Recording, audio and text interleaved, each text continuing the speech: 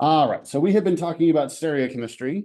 And I know when a professor puts an exam in front of you, you're like, well, I'm not going to listen to anything you say because I'm gonna look at this thing. But if I can have you all just like will yourself to just close those things and put them off to the side, you can look over 'em with all the intensity you want here in another 50 minutes. We have been talking about stereochemistry. And very fortunately, although based on how you guys are doing on these things, maybe we love stereochemistry, but for most of us, stereochemistry is a vexing topic. We have concluded all of the stereoisomerism conversations that we need to have, but I have one more topic that I need you to know about because I have been told that not all of you are going to take organic chemistry too. And it hurts my feelings, but I want to make sure there's a thing you need to know about how to draw three-dimensional molecules. That really is an OChem 2 topic, but is a thing you need to know how to do because it's how we draw carbohydrates. So carbohydrates is like chapter 25. So I have been following the book along very faithfully. And if you've been looking at your book, you'll notice that I am like lockstep with McMurray. That's on purpose. I want you to be able to see where we're going in advance. I want you to be able to go back to the book and find examples and see that the class follows the book, right? I think McMurray should have put this section in here, just as like a little mini primer on Fisher projections. So we went from, yeah. I tried to turn it on earlier. But I wasn't sure if you already knew that. I did not. I did not. Thank you. Well, let me carry on with my rambling here. So we've been talking about chapter 5, and now we will logically step to section 25.2, just 25.2, and then we'll go back to chapter 6 after that, right? And follow the book the rest of the way. And the reason we need to do that is because this jerk named Emil Fisher was like, you know what? I'm recording. You know what? You guys mess with me today. This jerk, Emil Fisher, yeah, all of this, the whole me like stalling, waiting for the projector warm up, all on recording. Don't worry, you get to capture all of that. Said that I don't like dashes and wedges. I'm going to come up with my very own way to draw structures that are three-dimensional on a two-dimensional piece of paper. And so he came up with a Fisher projection.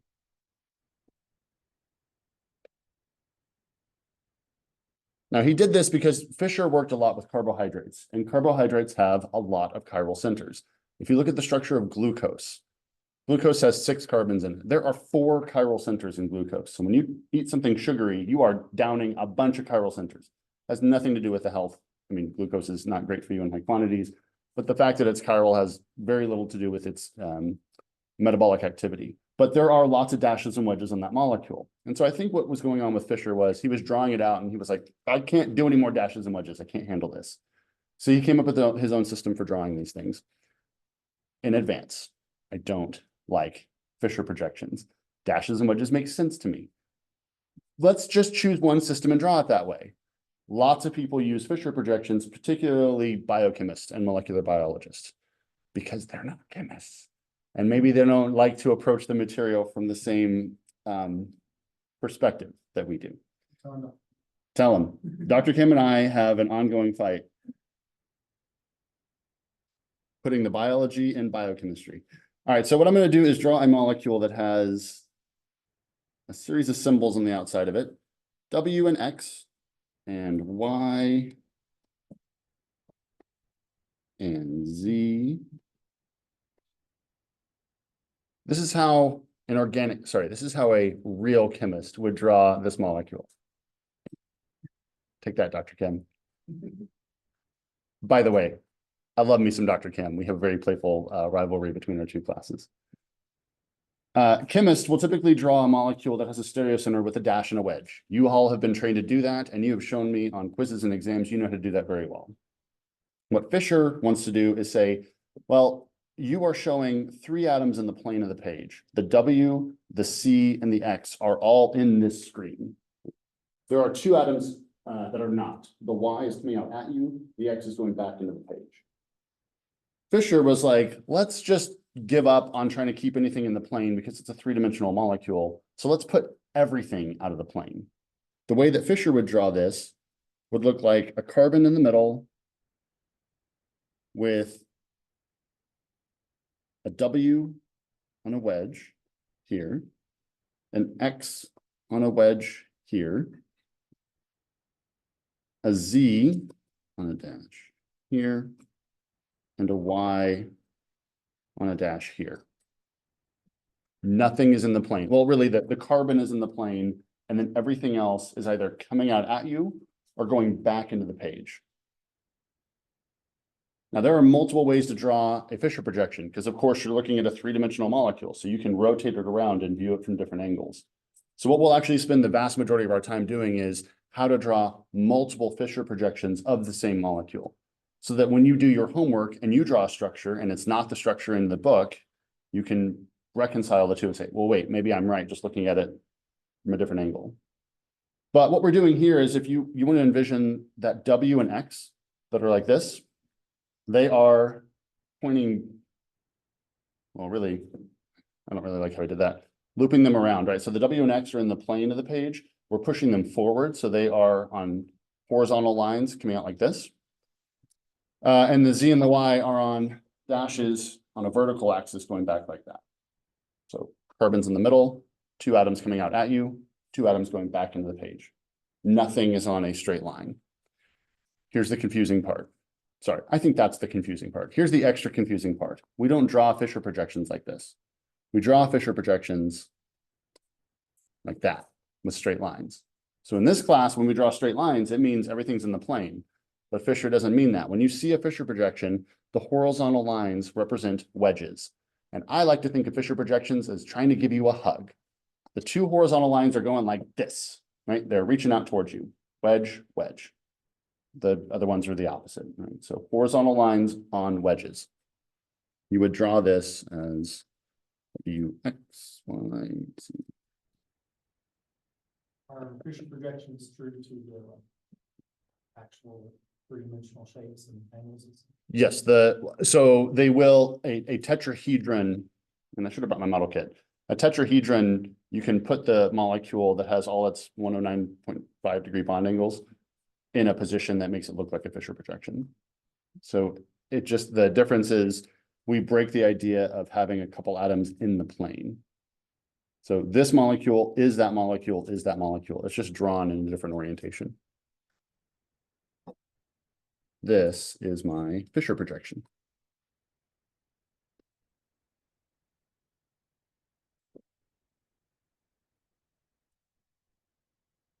Everybody see the task at hand?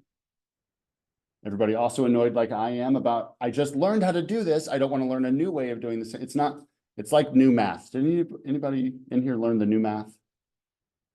Are you aware? I think you're right on the cusp of the generation. There's a couple of us that are old enough in here that we learned old math, where you did like long division and whatnot. The kids these days are learning new math. And the old fogey in me is like, why are we learning new math? The old math worked. We don't need new math. I kind of feel the same way about Fisher projections. It wasn't broken. Why are we fixing it? Let me show you a molecule that doesn't have W, X, Y, and Z on it, but has actual things. An actual molecule. This is going to be R-glyceraldehyde.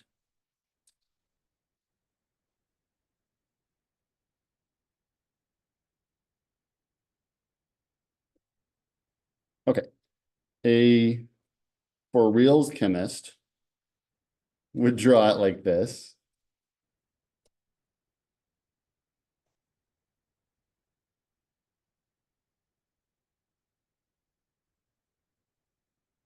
Oh, let me talk about, I'm going to use this a lot.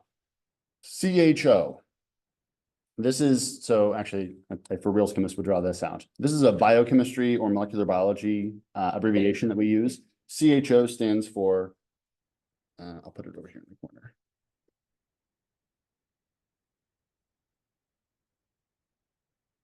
A carbon that has a double bond to oxygen and a hydrogen. What kind of functional group is that? The bottom one? Yep. Aldehyde? Aldehyde. CHO means an aldehyde. Carbon, doubly bound to an oxygen, hydrogen. The reason we write CHO is that's how we typically will write a molecular formula. So we're kind of mixing things in here. CHO is an aldehyde, carbon, oxygen, double bond. That's going to be important because we're going to use our Cahn-Ingold-Prelog rules to assign a stereocenter here. That's a CH2OH, OH, H, right? So actually, let's do that really quick. I said this was R-glyceraldehyde. I would be skeptical of someone telling me something's R, so let's prove it to ourselves. What is the highest priority group attached to this carbon? The oxygen, very good. That's one thing that's maybe helpful with the CHO being written out this way, because if you saw it written like this, a lot of people are like, ooh, that's got a double bond to oxygen. That must be a high priority. But remember, it's attached to a carbon first, right? So that carbon is not the highest priority. Okay, my hydrogen is probably going to be number 4. Yeah. Which means now I'm trying to pick out, is this carbon or that carbon the higher priority? Is my aldehydic proton or the aldehydic carbon, the carbon involved in an aldehyde, or my methylene alcohol, the CH2 down here? Which one of those carbons is the higher priority? The aldehyde, so that carbon, so carbon and carbon, this carbon has 1 bond to hydrogen and 2 bonds to oxygen. This carbon has 2 bonds to hydrogen and 1 bond to oxygen. So this is going to be my next highest priority group. That's going to be my 3rd highest priority group. Low priority group is in back, so I can make my determination directly from how this thing is written. 1 to 2 to 3, R. See that? All right, so that's the stuff we know how to do. So now let's mess it up with a Fisher projection. What I'm going to do is rotate this thing around. And I think the way to, so again, there's multiple ways to think about this, but what I'm going to do is I've got an OH facing out towards you, sorry, OH facing out towards you. I've got a hydrogen facing into the back. So what I'm going to do is rotate this molecule around where the OH and the hydrogen are facing both out towards you. Now, of course, when I do that, the other groups are going to have to move with me along the way, but that's the rotation that we're choosing to use right here. It is not the only way to rotate this molecule. I'll come back to that. Putting everything out of the plane here would involve, if I rotated that hydrogen to a wedge, the OH would stay on a wedge, but would go over to the right.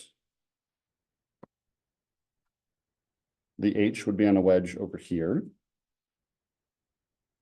My CHO is going to stay up on top, but it would rotate to the back. And then this methylene alcohol would be, I'm using this word, sorry, methylene. That's a CH2. So methyl would be a CH3, something that looks like it's gonna be a methyl, but isn't quite a methyl, we call methylene.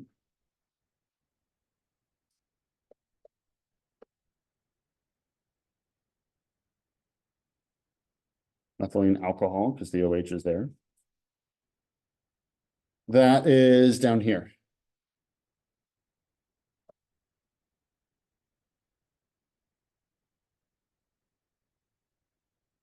Let's check our work. So anytime you make a Fisher projection, we just identified this was an R stereocenter. I'm trying to draw that same molecule, and I hope I didn't break the stereocenter along the way. So let's do our same assignment over here. What's the highest priority group attached to that stereocenter? The alcohol, number 1. Next.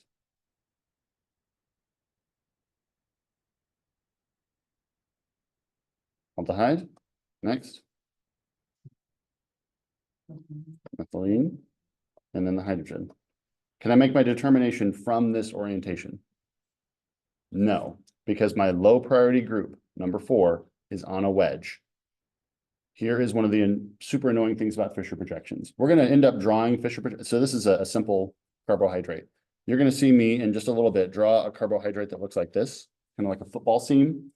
The hydrogens are almost always going to be on horizontal lines, which means the hydrogens are almost always going to be on a wedge, which means every single time you make an assumption about, every time you make a determination about R or S, you're going to have to flip it. In Fisher projections, like almost always, we're going to have to flip it. So it looks like it's 1 to 2 to 3. That looks like it's S, but my low priority group is in front. So we know that this is still indeed R. So this is the way I'm checking myself of turning my molecule into a Fisher projection and checking my work to make sure I didn't break the stereocenter, that I didn't change the stereocenter. Now remember, Fisher is not going to draw the molecule like this because his whole thing was, I'm going to try and draw these stereocenters more quickly. And so we're going to just use cross shape. CHO will go on top, OH on the right, CH2OH on the bottom, H on the left. And I'm going to start drawing Fisher projections exclusively this way with just crosses. That part will speed us up. It is nice to not have to do like dashes and wedges.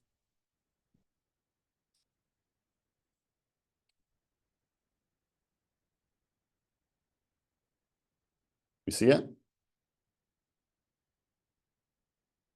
Should I not start the lecture with, I don't like this, because maybe I'm like poisoning you to also not like it? Let me try again. I have an exciting new thing to tell you about. Fisher projections are the best. I'm so thrilled to learn yet another way to draw these. Let's talk about it for an hour. You go back to being real chemist. Yes, yes, we're going to do this, and then we're going to go back to being real chemist stat.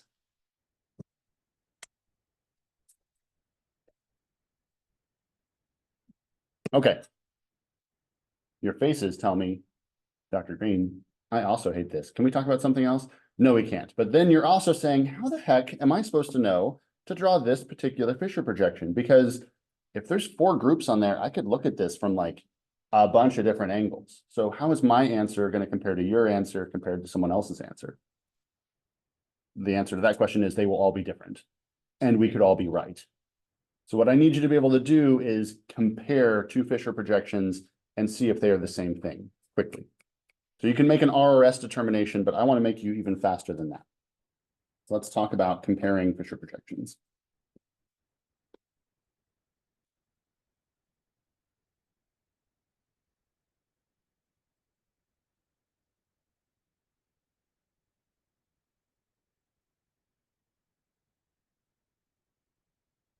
All right, there's going to be 2 ways that we can rotate a Fisher projection so that you can draw an answer, say on a homework or in an action center. You can draw an answer, you could see a different answer in the key and then go, ooh, okay, hold on. I'm going to move this one around to where they match each other. Those allowed motions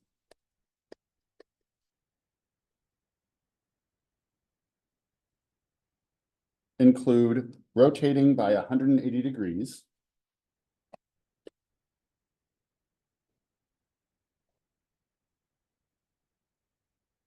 or another one I will show you in just a second. Let me show you the 180-degree rotation first.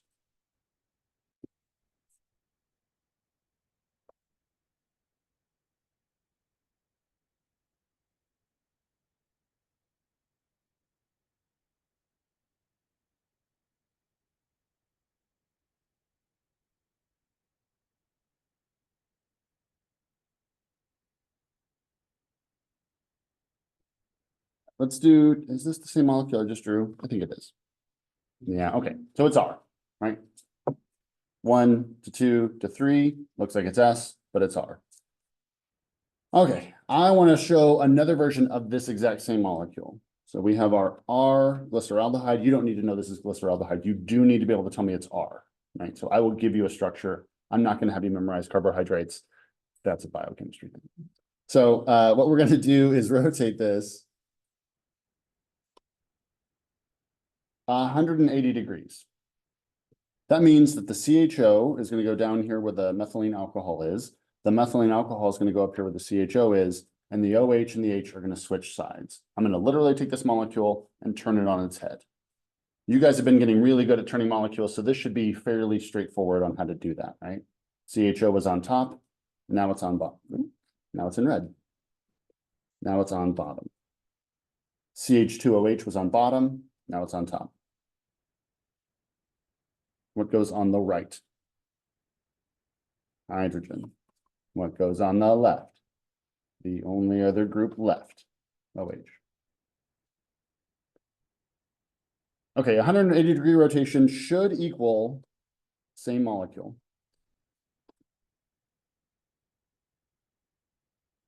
But I am a deeply suspicious chemist, so I better prove it to myself just to make sure. Highest priority group is the OH. Next highest priority group is the CHO, aldehyde. Next highest priority group is the methylene alcohol, CH2OH. 1 to 2 to 3. Oh man, it's going to the left. But the hydrogen is trying to give you a hug, right? The hydrogen's on a horizontal line, so it's on a wedge. It sure looks like it's going to the left, but this is still an R stereocenter. Same molecule drawn from a different orientation.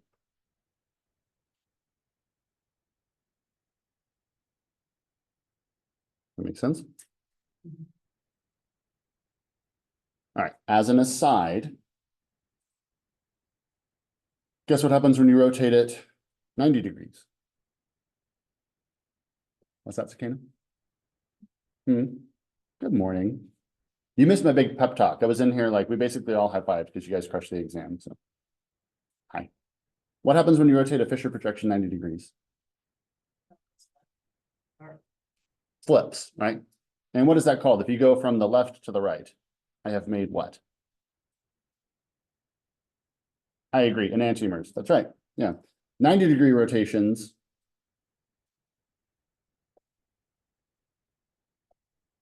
Do not draw the same molecule.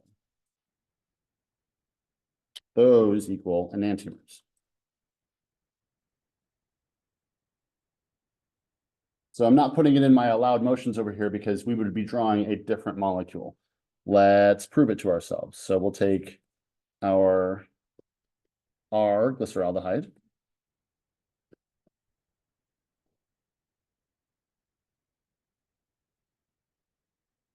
I will give Emil Fisher this one thing and only this one thing.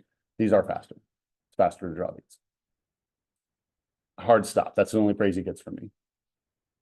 And Fisher esterification. He actually did some cool chemistry, but this thing, R glyceraldehyde, if I rotate it 90 degrees, how are we feeling? Do we want to rotate it clockwise or counterclockwise? It does not matter. Like clockwise is the one I heard louder. So that means the CHO is going to go over to the OH position. The OH is going to go over to the methylene alcohol. Methylene alcohol is going to go to the hydrogen. Hydrogen is going to go up.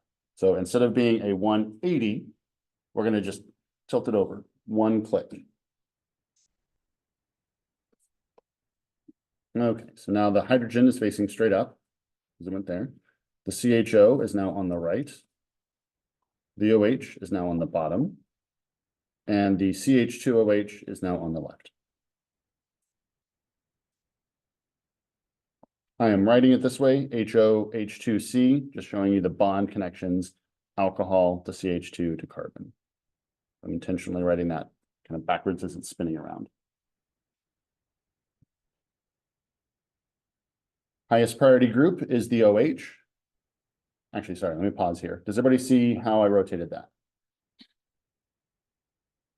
This is like kid stuff compared to what you were doing, right? Where you're taking a molecule and fully spinning it in 3 dimensions. You can do this on a piece of paper, no problem now, right? You're not having to go like,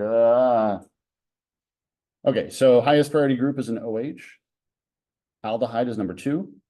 Methylene alcohol is number 3. 1 to 2 to 3. It looks like it's S. And it is, because my hydrogen's now on a vertical line, which we know means a dash. So this is an actual S molecule. We moved, and I'll put these in blue. We moved from an R glyceraldehyde to this molecule would be S glyceraldehyde. Those are enantiomers.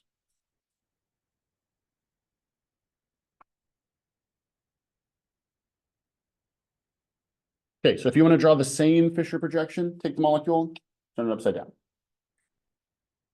Sometimes you'll get lucky, and that'll be the easy way to do it. You guys are doing well enough in class that I'm less inclined to give you the easy way out on some of these things. So let's say you have a mean, hateful professor. I'm not saying that you do, but let's pretend, like we'll use our imagination, that you have someone up here that wants you to like really work at it. They are not always going to give you 180-degree rotations because it's fairly straightforward. Another way you can move these molecules is that you can hold one group steady and move the other 3. Did I put that in red? I did.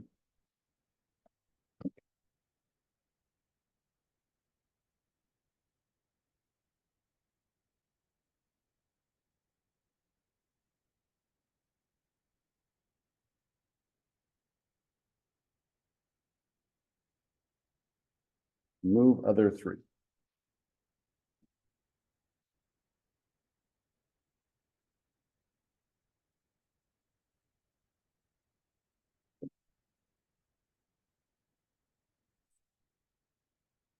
I'm going to draw our glyceraldehyde. And this time I'm going to put the CHO in a different color. Because it's the group I'm going to hold steady here. So the rest of the pieces of this molecule are OH, H, CH2OH.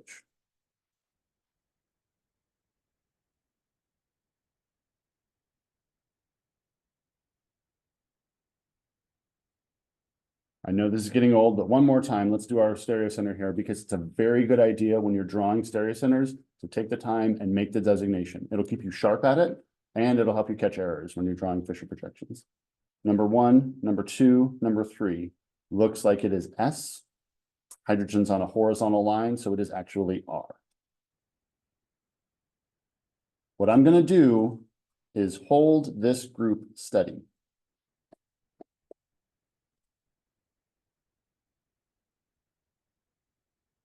And I'm going to move these other 3.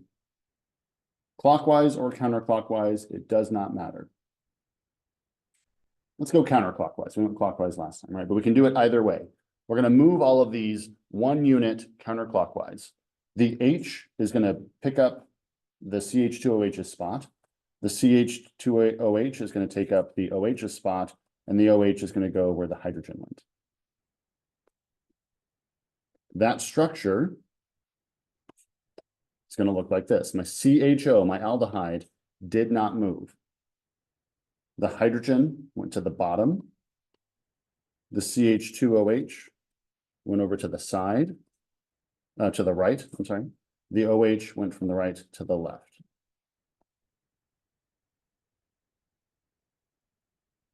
If you hold one group steady and move the other 3, that will equal the same molecule. Let's prove it to ourselves.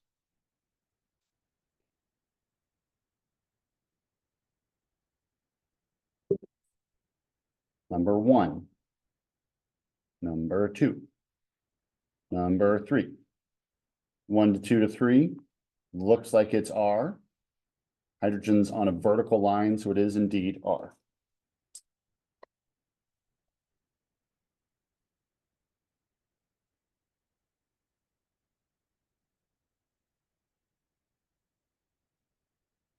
We see it? This is a tool I'm going to ask you how to do on a quiz or on an exam, or maybe both. But really the reason I want you to know how to do this is you need to know how to do this to check your work. When you are asked to draw a Fisher projection and you see a different answer on the key, I don't want you to go, I got it wrong. I want you to get to work of moving their answer around or your answer around, not both, one or the other, to compare them to each other. Because chances are you might be right, but it just looks different because there's so many different ways to draw this molecule. You see that? Thanks, Emil. Okay.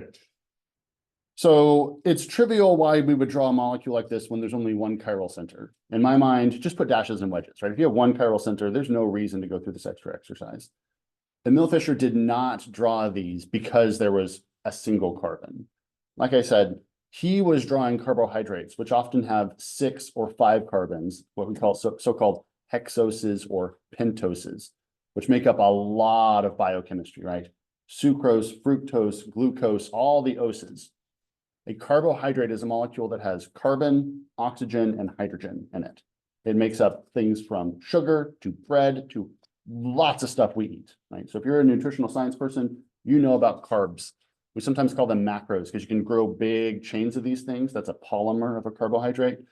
What I'm trying to get at is there are lots of stereocenters. When I eat a piece of bread, there are billions of stereocenters in there. And if I wanted to draw them accurately, this notation becomes really helpful because there's just so many of them. So let's talk about how to assign configuration in a carbohydrate.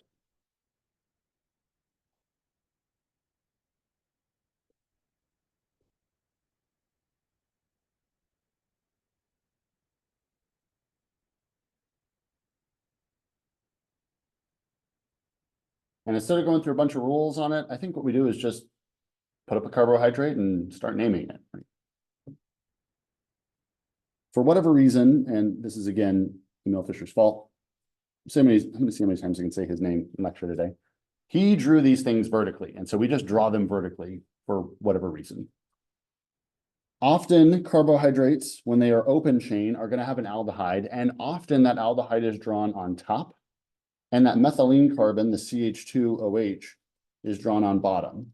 That's a standard way of writing these things. You do not have to draw them that way. So watch out for this. You will often see aldehyde on top, methylene on carbon, but it is totally acceptable to flip that thing upside down and have aldehyde on bottom, CH2OH on top. It's not standard, but the world's a crazy place. So I want you to check that when you're watching for these.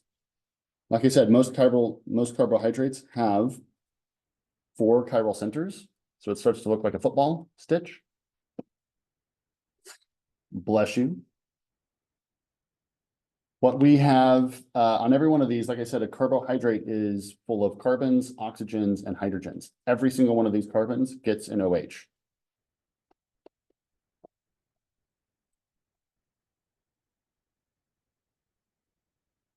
If there's an OH on it one side, there's going to be a hydrogen on the other side.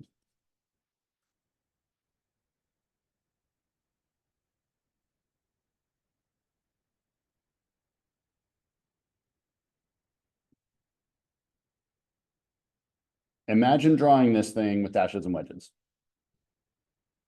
It's a lot, right? Dash wedge, dash wedge, dash wedge, dash wedge. On every one of those, I think Emil was in his lab and was doing this and was like, we have to do a different thing. Like I can't have an entire career working with these and draw them this way. I will go insane. So everyone will bend to my will. What we should do, well, what we need to do now is assign a configuration for every one of these stereocenters. Now, a thing to keep in mind is, look where all my hydrogens are. Horizontal line, wedge, horizontal line, wedge, wedge, wedge. Every one of these stereocenters has to be inverted. We're going to look at it one way and then know we have to flip it for every single one of them. Here's the other complicating part. Look how freaking similar every one of these stereocenters are. A carbon with an oxygen, hydrogen, carbon, and carbon attached to it. A carbon with an oxygen, hydrogen, carbon, and carbon attached to it. Oh, but they're OHs, but they're basically the same.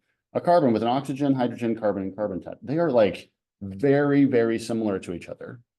So here's the part that's going to keep you sane when you're assigning configuration in a carbohydrate.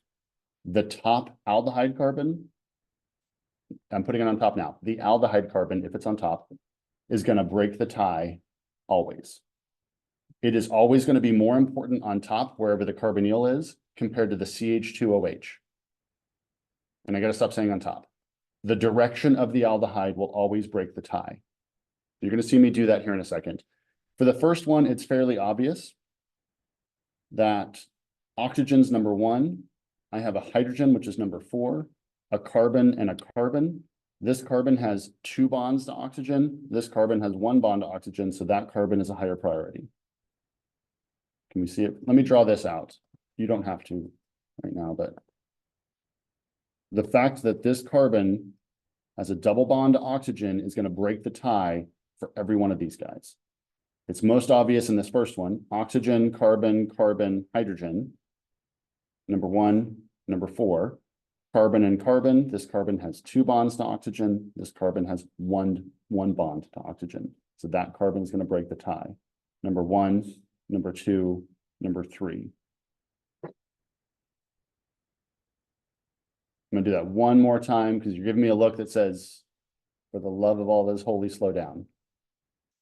Oxygen, number 1, hydrogen, number 4. I think that's fairly straightforward. The part that gets slippery in here is carbon and carbon. Do we all recognize that's a carbon? Okay, so we have a tie for number 2. That, I'll put some dots on them, but maybe don't in your notes just yet. I'm comparing this carbon to that carbon. This carbon has 2 bonds to oxygen and 1 bond to hydrogen. This bond has 1 bond to oxygen, 1 bond to hydrogen, 1 bond to another carbon. This carbon wins because it has 2 oxygens.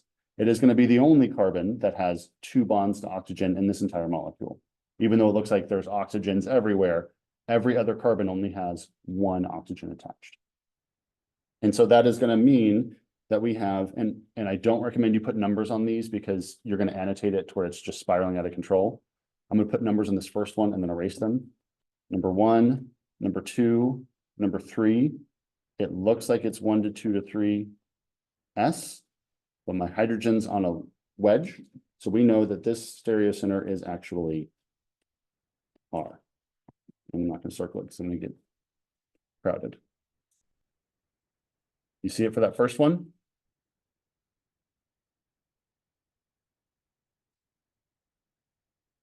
Let's make sure we're on board here because it only gets worse as we move down this molecule. Do we see, give me a like affirmative yes or shrug your shoulders because we can work this one out. Or close your eyes and slowly lower your head if you're like, I'm not even here right now, just keep going and I'll figure it out later. Okay. Next one down. Oxygen's number 1, hydrogen's number 4. Now I have a carbon and a carbon, and those carbons are identical to each other. So let me show you what I'm talking about. The carbons with the dots are the ones I'm looking at. That carbon has a hydrogen, carbon, oxygen. This carbon has a hydrogen, oxygen, carbon. They are still tied. Ugh. Which means I got to go out another carbon away. Right? So now I'm comparing that carbon to this carbon. That carbon's going to break the tie for me. That carbon has 2 bonds to oxygen. This carbon has 1 bond to oxygen, a carbon, and a hydrogen. So I'm always going to break the tie up towards the aldehyde.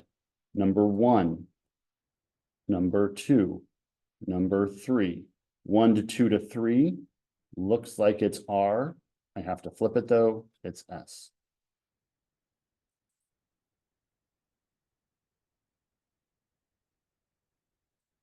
You see it? Can't tell what the looks are. They are either I'm understanding and you are going too slow or. Oh, right. You got to take that up with the mill. I didn't do it. There wouldn't, I'll tell you this right now. I don't have any reactions named after me, but there sure as heck isn't a green structure. And if they were like, oh, we're going to call this the green structure, like don't put my name on that. Students are going to hate that. Next one down, oxygen, carbon, number 2, because it's towards the aldehyde. 1, 2, 3. Looks like it's S. It's R. Next one down, oxygen, number 1, breaking the tie towards the aldehyde. 2, 3. 1 to 2 to 3. Looks like it's S. It's R.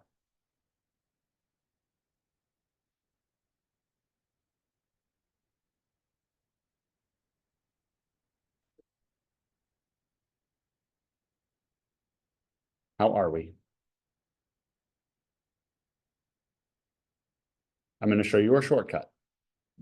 And you're probably going to rely on that shortcut to make all your determinations. But I'm going to tell you right now, this shortcut only works when the aldehyde is facing up. And you have a mean, sneaky professor. So if I tell you this shortcut and you only learn the shortcut and don't learn how to make assign configurations, it is not going to work every time because I want you to know how to compare structures however they're presented to you. So check out the position of our oxygen and the stereocenter. When the oxygen is on the right, it's an R stereocenter. When the oxygen is on the left, it's an S stereocenter. R, S, R, R. When the aldehyde is on top, you can do that. When the aldehyde is on bottom, everything's reversed. So it makes me nervous to give you that example because the aldehyde is not always going to be on top. So in general, it's not always up. And there's not always an aldehyde. Most carbohydrates, there is an aldehyde on top because carbohydrates do this cool thing where they are linear and then they also form a ring. Is anybody in biochem right now? A couple of us? Yeah. So you've been talking about the open chain molecules versus closed chain carbohydrates? Yeah. Loving it? Loving it. This aldehyde is the seatbelt receiver, right? So one of these OHs comes in and buckles into the carbonyl on the other side. That's chemistry we'll learn in OChem too, but that's what happens is you have an aldehyde, which is the reactive molecule that the OH then can bind to make a ring. So if you look up the structure of glucose, like if you just Wikipedia glucose, you'll probably see it presented as a ring. There is an open chain version of glucose, and our bodies, when we put it into our stomach, break it open and do all sorts of stuff with it, especially when we start tearing it apart into other molecules in a process we call glycolysis, which is, and this is true, awful to learn. Shall we try some?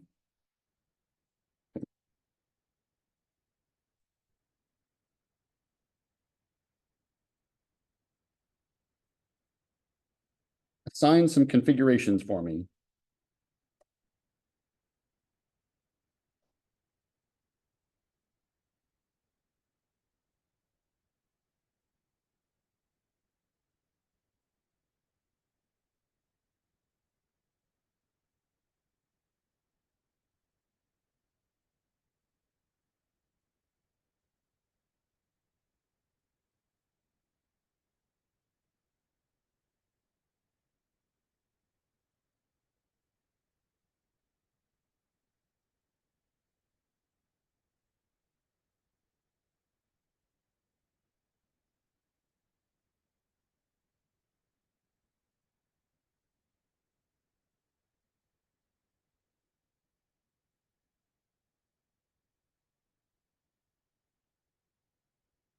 Not an actual question out there, but the question would be assign configuration.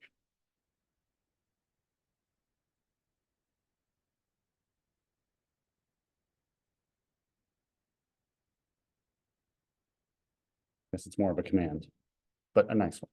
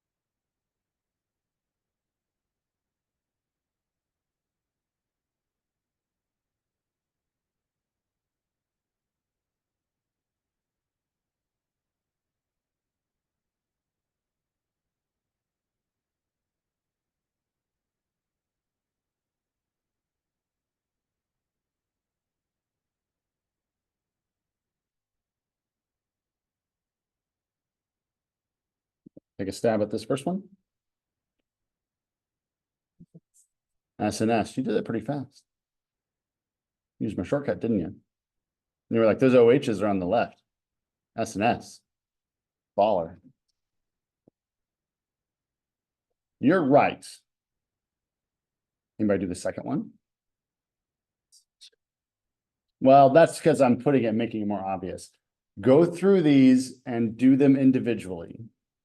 In my notes, I have this with the CHO on top and the CH2OH. I flipped it on purpose because again, I'm just hateful, and I only feel good about myself when I bring others down. And so that's like, this is how no, I'm trying to make sure that we don't just use our shortcut here, right? In this case, the aldehyde is on top. So my OHs being on the left do produce S stereocenters. That is not how I want you to assign these. Let's go through it individually. OH is number 1, CHO is number 2, that carbon's number 3. 1 to 2 to 3 looks like it's R. I have to flip it because my hydrogen, so it's S. Same thing down here. OH number 1, that carbon's number 2 because it's closer to the aldehyde. That carbon's number 3. 1 to 2 to 3. It looks like it's R, but it's S. Here's a super weird thing about nature. When the OH is on the left, we can actually predict which direction this carbohydrate is going to rotate light, because this is a particular enantiomer. So this molecule is called L-erythrose. You do not need to know that, but here's the crazy part. Remember when we talked about polarity, polarimeter, how chiral molecules rotate light to the left or to the right? And what I said during that lecture, maybe you recall or not, is that an R enantiomer doesn't necessarily always rotate light to the right. It could also rotate light to the left. It's just that if the R rotates left, then the S rotates the other direction, right? So they'll always be opposite. In carbohydrates, this last carbon next to the methylene alcohol, it decides which direction the carbohydrate rotates light. When the OH is on the left, it's going to rotate light to the left. So you can actually look at the structure of a carbohydrate and predict which way it's going to rotate polarized light. Here's the other crazy part.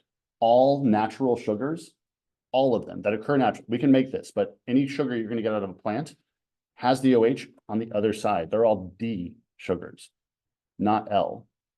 So you'll see glucose sometimes written as D glucose. That means glucose rotates light dextrorotary to the right, which is pretty weird because there's like hundreds and thousands of sugars out there. They're all D. So something happened a long time ago while life was finding a way to make us, where it decided like, nope, D is what it's going to be. And all living things produce those same sugars, which is pretty weird, right? Because I don't know, I think it's pretty weird.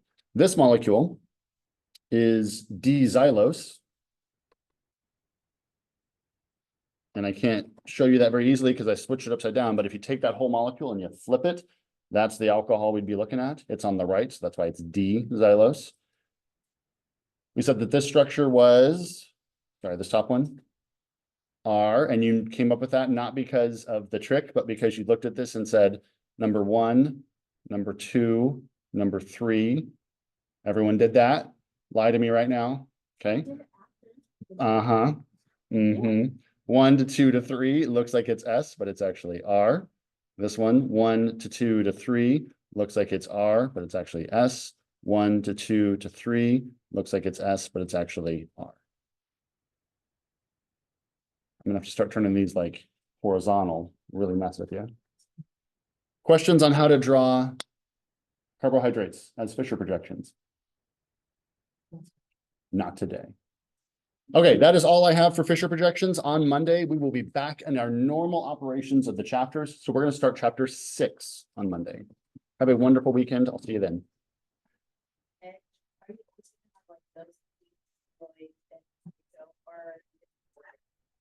They can, so carbohydrates will always have those. As far as a molecule goes, you can draw any molecule like a Fisher projection. So yes, you can see these change to other groups. No, see how creative I get.